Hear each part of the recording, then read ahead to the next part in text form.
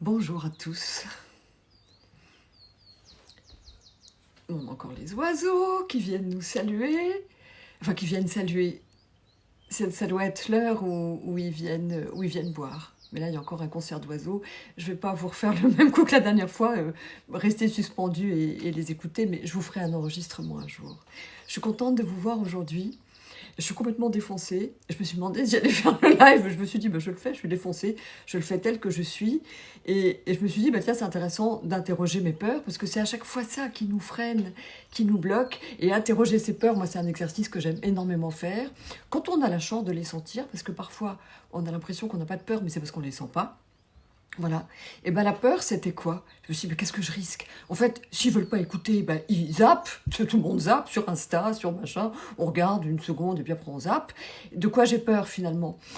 De pas être intéressant, de pas être intelligent, de pas dire des choses extraordinaires. Bah, je me suis dit, bah non, là, je suis crevée défoncée. J'ai passé la nuit jusqu'à 3h30 du matin à travailler sur la formation en ligne. Donc c'est aujourd'hui qu'on a inscrit les premières personnes sur art de la cuisine végétale et crue pour les gens qui sont inscrits via leur compte CPF. Donc j'ai dû remettre tous les liens. On a fait la migration de la formation, j'ai dû remettre tous les liens et j'ai vu la formation en détail et je l'ai trouvée super belle. J'ai encore amélioré dans la navigation. Je fais les voilà. C'est super. J'étais vachement fière de mon travail. Voilà. Moi, j'avais envie de vous dire ça, vous dire que oui, j'étais défoncée, et que défoncée mais bien, et j'ai adoré. En fait, j'adore travailler. Je travaille beaucoup, et je suis en train de m'organiser pour travailler moins, parce que je travaille beaucoup, beaucoup, beaucoup. En fait, cet instant cru et ce site, mariesophiel.com, je l'ai monté toute seule à bout de bras. La création de recettes, plus le tournage des vidéos, plus le... etc. Donc, c'est vrai qu'entre la créativité foisonnante et la rigueur, s'il y a trop de rigueur, il n'y a plus de créativité, mais s'il n'y a pas assez de rigueur, la créativité peut pas s'épanouir et se développer, et là on est dans le rouge. Donc là je rends grâce parce que j'ai trouvé une aide formidable que je me réjouis de vous présenter bientôt, qui m'aide à structurer, à relationner, à mettre de l'ordre dans mon entreprise, pour pouvoir passer plus de temps en créativité, et ça je suis très heureuse de ça. Donc je suis très contente de vous faire profiter de tout ça, parce que le but c'est d'être, le but en tout cas pour moi, c'est encore d'être productive, d'être utile. C'est idiot, hein, je ne suis pas un outil, hein, je ne suis pas une chose. Mais c'est de pouvoir, c'est vrai, déployer cet art de la cuisine végétale et crue. Parce que vraiment, à chaque fois que je vais dîner cuit au restaurant, j'adore. Hein, je suis vachement excitée d'aller au restaurant. Je me dis, je vais pouvoir m'encanailler sous prétexte d'être avec des amis et de manger comme eux. Bon, à chaque fois, je m'empiffre de fruits avant. Comme ça, je mange moins quand je suis au restaurant. Mais à chaque fois, j'ai pris mon pied. Je peux prendre mon pied, surtout à manger des trucs un peu frits, des trucs mais super junk food, et puis après je le regrette toujours, et je suis tellement heureuse, mais ça me permet de me réengager avec ma cuisine végétale et crue. Je suis tellement heureuse parce qu'elle me rend tellement légère, positive, elle me donne énormément d'énergie, et elle me met en relation avec mon corps d'une façon différente, parce que quand je mange cru, végétal, je sens bien que c'est une preuve d'amour pour mon corps, c'est une preuve de respect, et je sens que du coup la relation que j'ai avec mon corps est plus fluide. Je peux lui demander de travailler jusqu'à 3h30 du matin alors que je me suis réveillée à 6, et je peux être productive et travailler sur un truc super précis. Je vais peut-être faire des boulettes, mais pas vraiment, et mon cerveau il reste vigilant, il reste alerte. Alors je vieillis, hein, je vois bien que je vieillis. Avant je dormais beaucoup beaucoup moins et j'arrivais à travailler, j'ai une plus grande capacité de travail, c'est sûr que je vois que je vieillis, hein.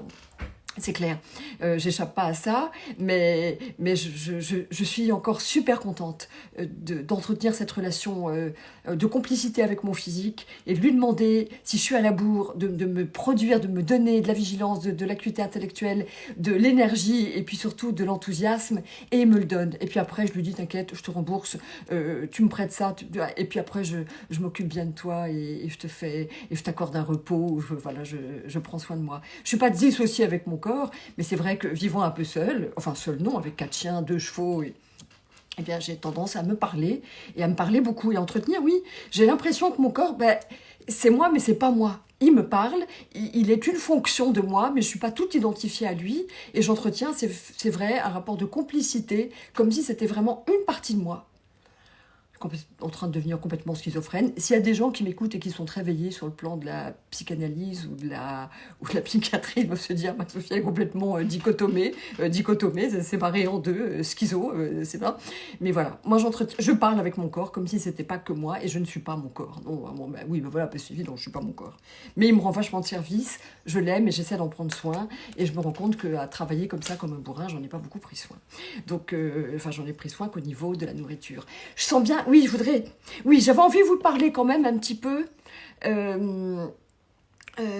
Si, un petit peu quand même, parce que ça fait longtemps que j'ai pas parlé de ce qu'on traverse en ce moment. De cette crise qui se tend, qui est vraiment du théâtre de l'absurde. À chaque fois, je vous dis, mais la vie est un théâtre, et c'est vraiment le théâtre de l'absurde. Là, ça devient de plus en plus énorme. Je sais bien qu'on est encore un petit peu divisé, qu'il y a encore bien sûr, voilà, il y a ceux qui marchent un peu, pas joyeusement, parce que la marche, elle n'est pas forcément que joyeuse, on va pas se raconter d'histoire, mais vers un grand réveil. Et c'est vrai que toute cette situation nous a confrontés, nous a mis à l'épreuve, nous met tous à l'épreuve, pour sortir nos valeurs, nos choix, nos priorités, et les préciser, et s'engager de nous à nous, vis-à-vis de nous-mêmes, vers ce qu'on décide, vers ce qu'on choisit, pour soi, puis pour le monde.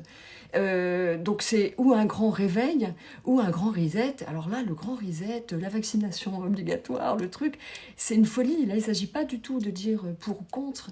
Je ne me suis jamais prononcée là-dessus parce que il y a plein de gens qui m'écoutent et qui sont vaccinés, ou alors qui ont des proches qui sont vaccinés. J'ai pas envie de faire comme ce qui est écrit sur les paquets de cigarettes, fumez-tu, mais il n'y a rien de plus dégueulasse et négatif que d'écrire fumez-tu. Il y a des gens pour qui fumer, c'est mieux que de pas fumer, parce qu'ils choisissent de fumer, parce que c'est anxiolytique pour eux. J'ai une cousine une fois qui a arrêté de fumer, et parce qu'avec des patchs, elle m'a dit, elle a énormément d'humour et je l'adore, José, et elle m'a dit, écoute, non, je n'ai plus du tout envie de fumer. Je n'ai plus du tout envie de fumer. J'ai juste envie de mourir. Bon, alors s'il y a des gens pour qui c'est anxiolytique de fumer, que ce soit des clopes ou des pets, je sais pas, voilà, j'avoue que ça, les pets, c'est pas mon truc, mais j'ai pas de gloire à pas aimer ça, c'est comme ça. Voilà, écrire fumez-tu, c'est vraiment dégueulasse, parce que ça met des idées, nous ne sommes pas notre corps. Si nous avons ce sont les idées que nous avons sur les choses qui conditionnent la façon dont notre corps les accueille ou pas. Comme les yogis qui disent, qui boivent un poison, mais qui sont tellement alignés, tellement en accord avec leur esprit, et tellement branchés sur leur esprit, et tellement connaissants et sachant, parce qu'ils l'expérimentent, que le corps n'est qu'un outil au service de l'esprit, et que c'est l'esprit qui décide. Et quand ils boivent un poison, eh bien ça ne leur fait rien, puisque c'est l'esprit qui commande, et qu'il décide que ça ne leur fait rien. Donc voilà, on pourrait, dernier recours, décider que ça ne nous fait rien, et puis voilà, et puis que l'esprit domine. Mais c'est vrai que se faire injecter un truc comme ça, écoutez, un truc expérimental, surtout quand les mesures sont un peu coercitives pour l'infliger, je sais pas, il y en a qui sont contents, il y en a qui n'ont pas envie, donc on va vivre avec toute cette diversité qui fait notre richesse, qui fait la richesse de l'humanité, surtout quand on ne se juge pas, puisqu'on sait que chacun est le miroir d'une partie de soi qu'on n'a pas vue, et que l'autre, dans sa différence, nous fait la grande grâce de nous rappeler. Donc voilà, donc on va rester le plus détendu possible par rapport à tout ça, en disant que adviendra ce qui adviendra, et que ça reste encore un théâtre formidable, et ça est formidable, j'allais dire. Enfin, ouais, ma langue a fourché comme les sabots du sus-nommé, et que c'est justement de cette diversité, c'est vachement intéressant. Moi, du coup, avant, j'étais agacée par les gens qui pensaient pas comme moi, parce que là, pour ça, je disais quand même, je suis sûre d'avoir raison. Ben non, si même j'ai l'impression que j'ai raison, parce que je me fie à ne pas rester à la surface, à ne pas rester à la surface de ce qu'on me montre, et de ne pas croire que les choses sont comme elles sont à la surface, à laquelle je sens bien que beaucoup de pressions sont exercées sur nous pour que nous y restions à la surface. Mais c'est en fait facile d'aller voir un peu en dessous, de recouvrir le tapis, de regarder, de pousser la porte du mystère. Elle n'est pas fermée à clé, il n'y a pas besoin de chercher la clé, il n'y a qu'à la pousser. Et sur Internet, c'est facile quand même de pousser. Alors évidemment, il y a à boire et à manger, il y a la folie comme la raison, il y a la sagesse, et on ne sait jamais dans quel camp elle est. Mais donc c'est facile de pousser la porte du mystère et de se renseigner un petit peu. Voilà. Il y a beaucoup de gens qui le font très très brillamment. J'ai entendu encore très dernièrement par Spoutnik, je crois, une interview du professeur Perron. Et voilà, Christian Perron. Mais quand on voit ce mec, on a juste envie de le croire. Peut-être je suis aveugle et je le crois, pas aveuglément, mais ça sent à fond l'honnêteté. La simplicité, la modestie en même temps et l'expertise, voilà. Et il dit les choses tranquillement, avec beaucoup de courage. Et du courage, il en faut, il va en falloir de plus en plus. Hein. Je vous rappelle que le courage, il est relié au cœur. Il va nous en falloir de plus en plus. Mais il faut tenir... Ah oui, j'avais une phrase dans la conférence que j'avais mis, dont j'avais mis le lien dans ma newsletter. Je la relis parce que c'est une phrase de Margaret Mead, qui est une anthropologue américaine, hein, qui est morte en 78, et qui disait « N'oublions pas qu'une poignée d'individus conscients et motivés peut changer le monde. » En fait, c'est toujours comme ça que ça s'est fait. C'est toujours une poignée d'individus conscients et motivés. Alors, est-ce qu'on fait partie, quand on refuse de se faire injecter un truc expérimental, qui a l'air de faire pas tellement l'unanimité, enfin bref, bon, avec des mesures aussi coercitives, est-ce qu'on fait partie de ces gens, de cette poignée d'individus, puisqu'on n'est plus que 10%, je pense. Enfin, il y a plus que 10% de gens qui sont pas rentrés dans le circuit dans lequel on avait envie de faire rentrer le troupeau, là, cet entonnoir. Il y en a qui échappent encore un petit peu. Et j'avoue que c'est un petit peu à ceux-là que je m'adresse quand je fais mes lives. Hein. C'est pour redonner du courage à ceux qui se sentent un peu isolés, parce qu'ils n'ont pas suivi... le sens, ils n'ont pas suivi la flèche, voilà, c'est là qu'il fallait aller, oh, bah non, on a envie de passer par là.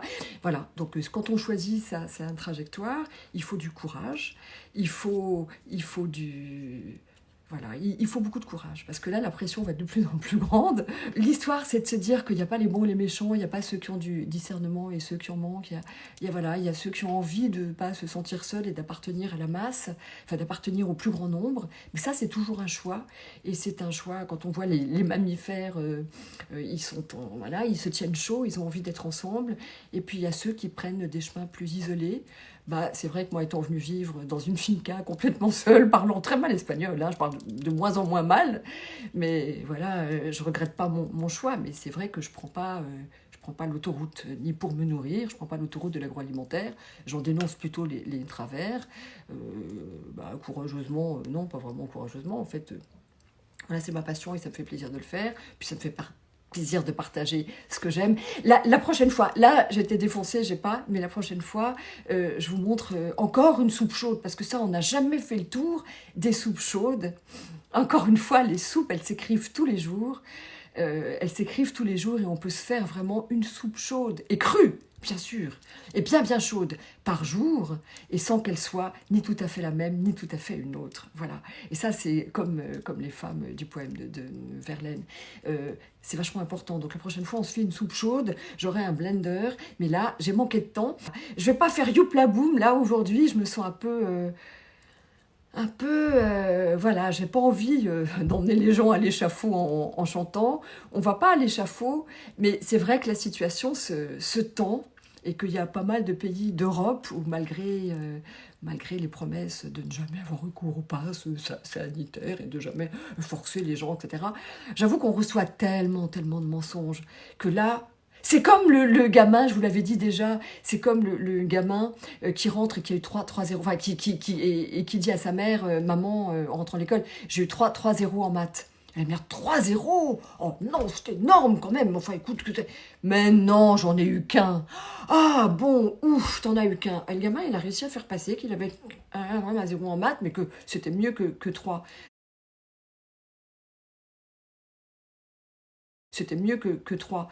Donc on n'arrête pas de jouer à ça avec nous, on nous prend pour des gamins, on nous raconte des mensonges. Moi, quand même, je trouve ça tellement énorme. À partir du moment où quelqu'un a besoin de mentir pour convaincre, c'est qu'il y a un vrai blême, voilà.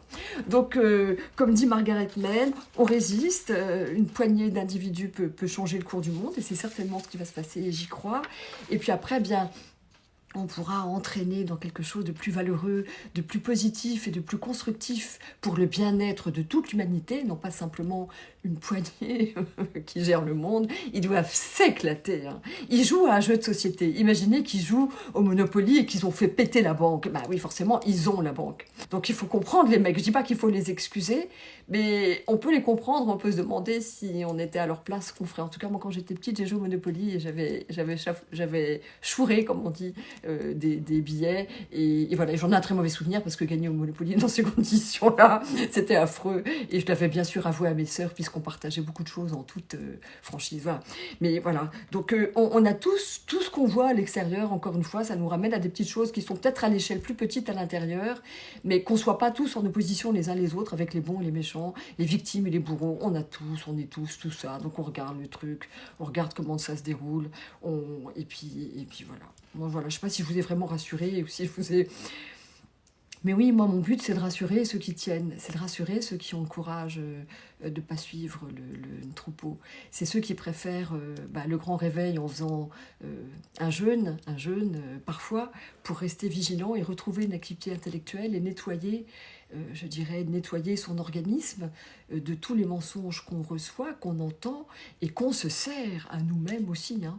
Moi, quand j'ai fait mon très long jeûne, avant de découvrir, de ressentir l'appel du cru, sans savoir même qu'il existait une crudivore, et de répondre à cet appel, j'avais fait un très très long jeûne qui m'avait vraiment permis de réinitialiser mes papilles et mon organisme, de remettre mes compteurs à zéro, émotionnellement et physiologiquement. Et voilà. Donc là où on fait, et là je fais un petit clin d'œil à Thierry Casasnovas, qui a commis des attentats au jus de carotte, et qui a prôné le jeûne, et comme je le comprends, et comme je suis solidaire de ton discours valeureux, Thierry, je le redis dès que je peux le dire, et que voilà, ça c'est le grand réveil, ça passe par le jeûne, et puis il y a un grand reset qui m'a l'air super relou, et qui passerait par le vaccin. Bah, écoutez, moi je préfère le jeûne au vaccin, chacun son choix. Je vous dis à la semaine prochaine, et encore une fois, oui, on a vraiment toutes les raisons de croire que tout ça va se reverser, et puis que cette fameuse masse dormante qui est au milieu, là pour l'instant, il y a toute une masse qui ne sait pas bien encore de quel côté aller, qui n'est pas complètement complotiste, qui n'est pas complètement réveillée, mais qui n'est pas complètement endormie non plus, et qui peut faire la différence quand ils vont pousser le bouchon trop loin, et là ils poussent vraiment tellement tout le temps loin, et quand ça deviendra une caricature de caricature de caricature, peut-être que cette masse va basculer du côté du réveil, et puis va peser du bon côté. On va réussir. Voilà. Je vous souhaite une belle semaine, et puis je vous retrouve la semaine prochaine. Avec mon blender pour faire des soupes chaudes. J'ai plein d'idées de soupes chaudes. Et là, c'est l'urgence. La trousse d'urgence de manger cru et chaud en se faisant super plaisir et en gardant les idées claires et en étant autonome sur notre santé, parce qu'il n'est pas question là de faire un petit tour à l'hosto ou d'être en faiblesse au plan de notre vitalité. Donc, on s'en occupe, on prend soin de soi. Et la prochaine fois, je serai armée de mon blender. Attentat à la soupe chaude et crue. Salut, à la semaine prochaine. Salut à tous.